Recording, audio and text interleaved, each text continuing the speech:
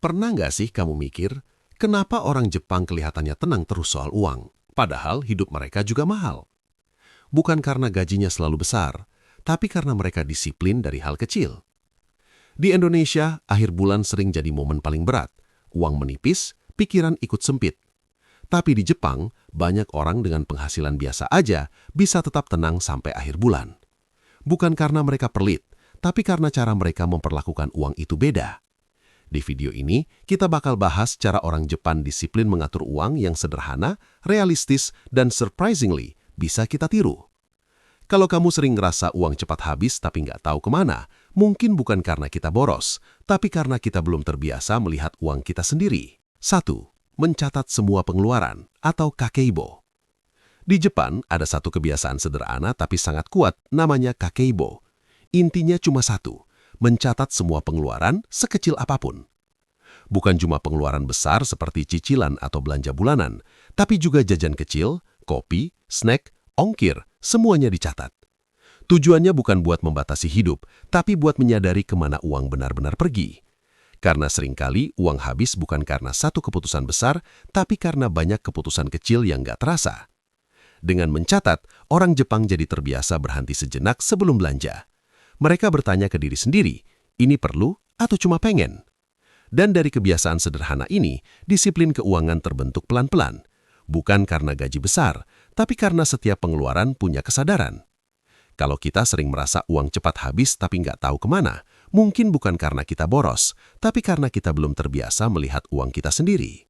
2. Memisahkan uang berdasarkan fungsi. Orang Jepang jarang mencampur semua uang jadi satu. Buat mereka, uang itu harus punya tugas yang jelas.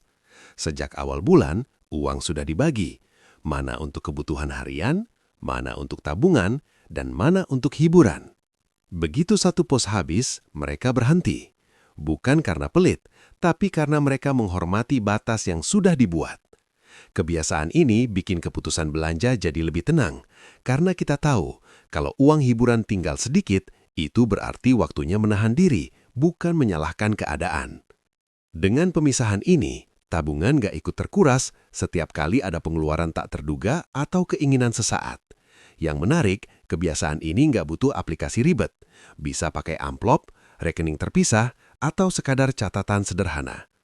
Disiplin keuangan orang Jepang bukan datang dari larangan keras, tapi dari kebiasaan menghormati fungsi uang. 3. Menabung di awal, bukan menunggu sisa. Kebanyakan dari kita menabung dari sisa uang. Kalau ada sisa, baru ditabung. Kalau nggak ada, ya nggak jadi. Orang Jepang justru melakukan kebalikannya. Begitu gaji masuk, menabung dilakukan pertama. Bukan karena mereka punya uang lebih, tapi karena mereka sadar kalau nunggu sisa hampir pasti nggak pernah ada. Dengan menabung di awal, sisa uang otomatis jadi batas hidup sebulan. Dan anehnya, batas ini justru bikin lebih terkontrol.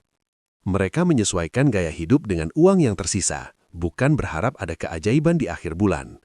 Jumlahnya pun gak harus besar, yang penting konsisten dan dilakukan di depan, bukan ditunda di belakang. Karena buat orang Jepang, menabung itu bukan sisa keberuntungan, tapi bagian dari tanggung jawab. 4. Disiplin menahan keinginan kecil. Banyak orang mengira masalah keuangan datang dari pengeluaran besar, padahal seringnya justru dari pengeluaran kecil yang terlalu sering. Orang Jepang sangat disiplin dalam menahan keinginan-keinginan kecil ini. Bukan berarti mereka nggak pernah jajan, tapi mereka sadar kapan harus berhenti. Sebelum membeli sesuatu, mereka terbiasa bertanya, ini benar-benar perlu atau cuma pengen sekarang? Karena pengeluaran kecil itu licin, sekali terasa sepele, lama-lama jadi kebiasaan. Dengan menahan diri dari hal kecil, mereka menjaga ruang aman di akhir bulan. Bukan hidup menderita, tapi hidup lebih terkendali.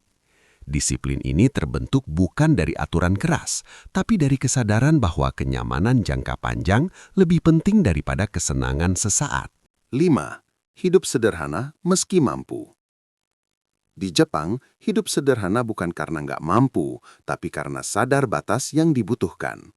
Banyak orang Jepang sebenarnya punya penghasilan yang cukup, tapi mereka tetap memilih gaya hidup yang sederhana. Bukan karena mereka nggak mau menikmati hidup, tapi karena mereka lebih menghargai rasa aman jangka panjang daripada kesenangan sesaat. Mereka paham, gaya hidup yang terus dinaikkan akan selalu menuntut pengeluaran yang lebih besar. Dengan hidup sederhana, uang punya ruang untuk bernapas, ada tabungan, ada dana darurat, dan ada ketenangan di akhir bulan. Hidup sederhana itu bukan soal pelit atau menahan diri terus-menerus, tapi soal memilih apa yang benar-benar penting.